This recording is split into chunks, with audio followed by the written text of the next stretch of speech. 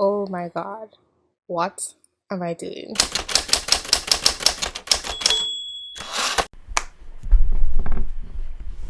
Hi, welcome to Just Thinking Out Loud. I'm Desi-Rae. There's a video that I've been wanting to make for quite some time, but I felt like it wasn't really relevant to my channel, so I never made it, except it is relevant because it involves doing research, which I'm always doing so that I can have sources and to just find out more of what's going on when I find something that interests me.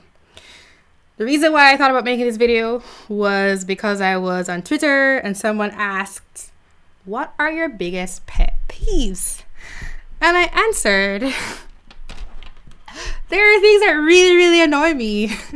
And I realized there were 3 things that I could talk about that directly relates to journalism and the horrible, excruciating process that I go through sometimes trying to find out relevant data and information.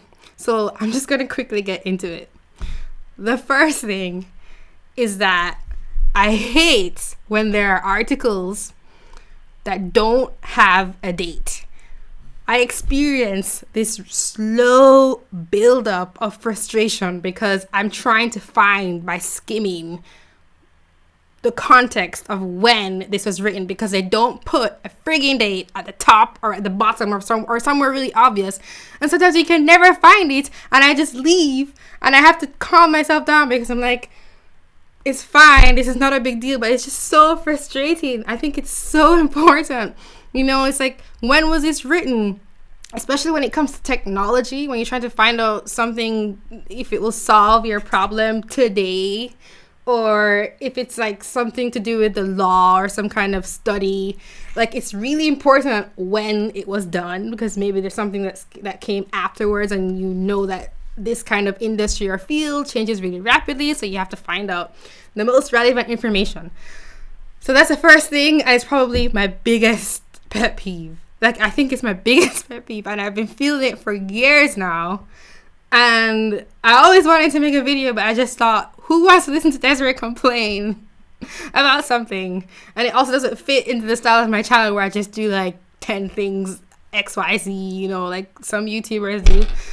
I think that's my biggest pet peeve. No dates on articles, so I can't tell if it's relevant and what's really going on, and I spend my time checking the rest of the page or whatever, trying to figure out the context.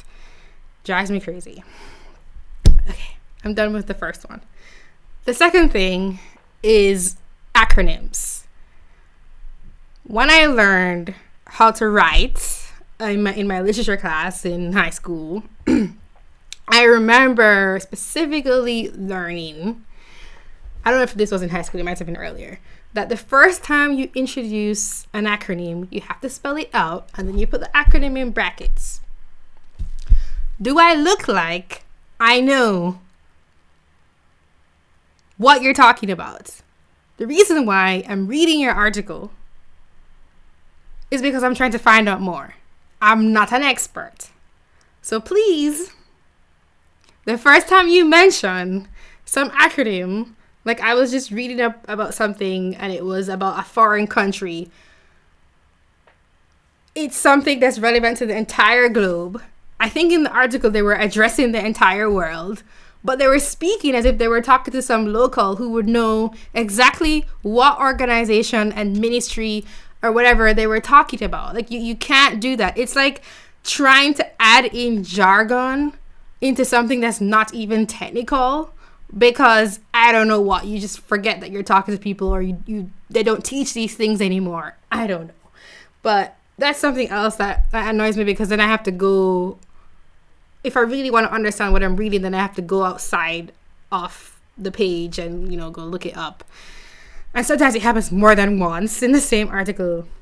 So this one annoys me, not as much as the date thing, but I would hope that maybe someone will listen or watch this video and think, oh yeah, I remember that rule. The first time you introduce something into a text and then you're going to use acronyms afterwards, you have to spell it out the first time so that people know what you're talking about. So that's the second thing. The third thing is no sources, no links. I can't verify who said it or when it was said. and then I have to go through multiple articles. Usually multiple people talk about the same thing, and then I have to find the one that actually put the link in there.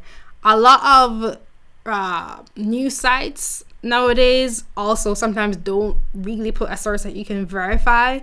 This is like huge national topics. I think that's weird. I mean, I understand that the press is supposed to serve a certain purpose of being a go-between, and sometimes you can have anonymous sources. But I think in this day and age where we should absolutely not be trusting the press just so, and we have a lot of technology, there must be some kind of system that we as people can come up with where you can verify that a source is true without knowing who that source is. Or they can play something back. And this is going to be a real issue in the future with, technology, where you can modify sound bites, or you can do deep fake videos, things like that. So I don't know how that's going to work out, but I think you need to have sources and links, or else how can I trust what you're saying? I can't just trust you just because you say you're trustworthy. Can't do that. So that's something else that annoys me. Another thing that I wouldn't say doesn't really annoy me, but I notice, is that people don't distinguish between fact and opinion, especially for news sites, not commentators, but organizations that portray themselves as news. I think it's okay to give fact and then opinion, but they deliver the facts as opinion. And I think that's wrong, and not wrong, but I think there could be higher standards than that. So that's something else that I notice. It's more of an annoyance than a pet peeve. So those are my pet peeves. And then I can add pointedly that I don't mind people messing up grammar, also because I mess up my grammar usually because I just don't think it's worth the time to fix it. Like, a lot of people don't care about it when they're reading, and it's not that important to understand what's being said. And most people don't have good grammar. So I know you probably thought if I was talking about journalism, you'd think writing, and then I'd be a grammar Nazi, but I'm absolutely not a grammar Nazi at all. So those are the things that are my biggest journalistic pet peeves, and maybe that was interesting for you to hear. I don't know. Thanks for watching. Bye.